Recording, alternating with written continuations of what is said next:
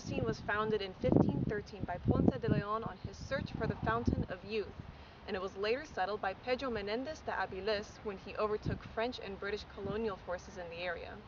That makes St. Augustine the oldest continuously lived-in city in the United States proper. Menendez gave the city the name San Agustin after he and his ships discovered land on August 28, 1565, the feast day of St. Augustine.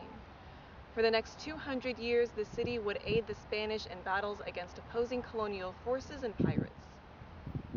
One of St. Augustine's most significant landmarks is the Castillo De San Marcos, which translates to St. Mark's Castle in English.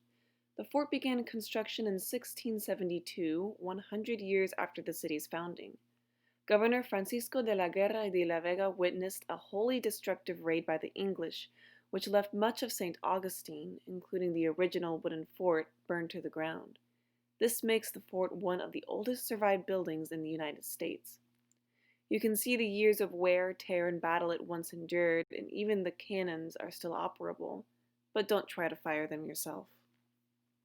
The fort is so special to St. Augustine for many reasons, especially since it is a time capsule to old building techniques, most of which aren't being used in the United States anymore. One such technique is something called coquina, which is a rock made of something that is plentiful on Florida beaches: seashells. In 1672, when construction on the fort began, no one actually had any idea if the coquina would aid the Spanish in defending the St. Augustine city, because nothing of this large scale had ever been crafted with coquina before, only small buildings like one-room houses. It turned out to be a very, very effective mechanism in defending the city because the porous nature of the coquina actually absorbed artillery fire. People could literally stand on the top of the walls and watch as cannonballs simply stuck to the wall or bounced off it with minimal damage. If not for coquina, enemies could have captured St. Augustine and history would have changed forever. We turn our attention to some smaller honorable mentions in the historic city. Places like St. George Street, Avilés Street, Avenida Menendez, and Magnolia Street all boast restaurants, boutiques, souvenir shops, and tons of places to tour. Many of the establishments here were built recently, but not everything. The oldest wooden schoolhouse is a fine example of Spanish architecture. The old wooden schoolhouse is a prime example of how architecture in St. Augustine would have featured buildings that were not necessarily made for battle. You can see that the building was made of wood, which was plentiful around the area at the time and very easy to work with as well. In addition to that, you can see how all of these windows right here, which are only 2 of them, they were very limited for Spanish-style buildings, are in a small, square shape, quite literally a hole in the wall. The shutters as well would open and close like this to allow for maximum breeze entrance and very little sunlight as well, which is quite a necessity in the state of Florida, especially in a time where there was no air conditioning. This is actually a prime example as well of 2 cultures blending together in one.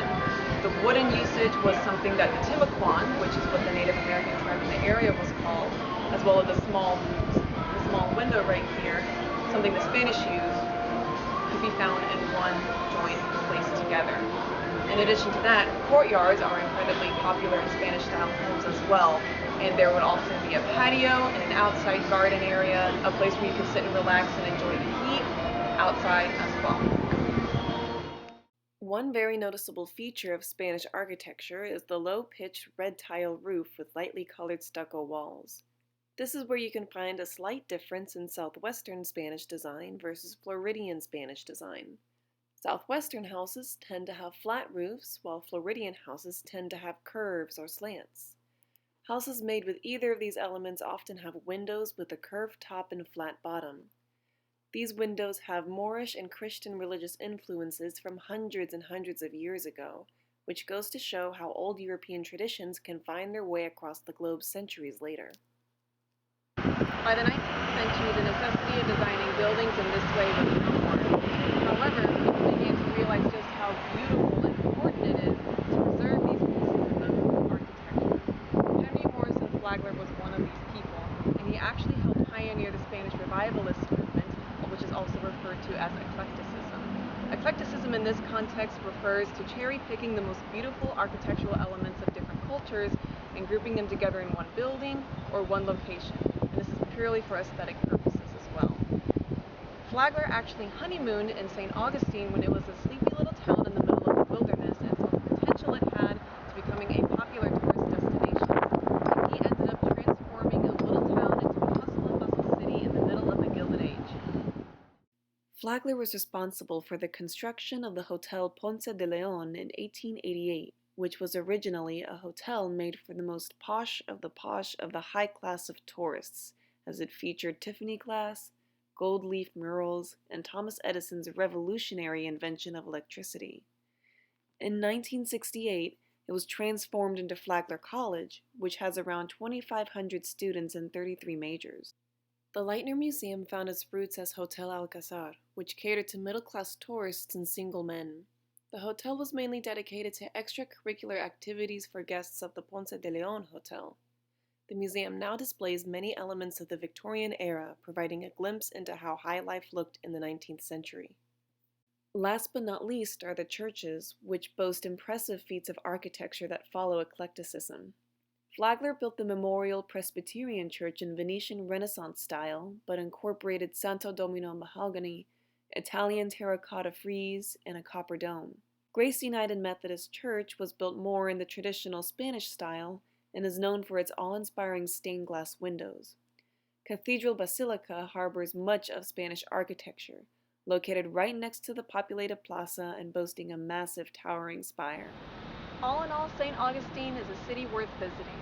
It's full of historical monuments and modern aspects as well, and it's perfect for anybody who's curious or simply looking to relax and have a great time. My name is Madison Garcia, and that's how I see it. Sign up to become a contributor or share your story.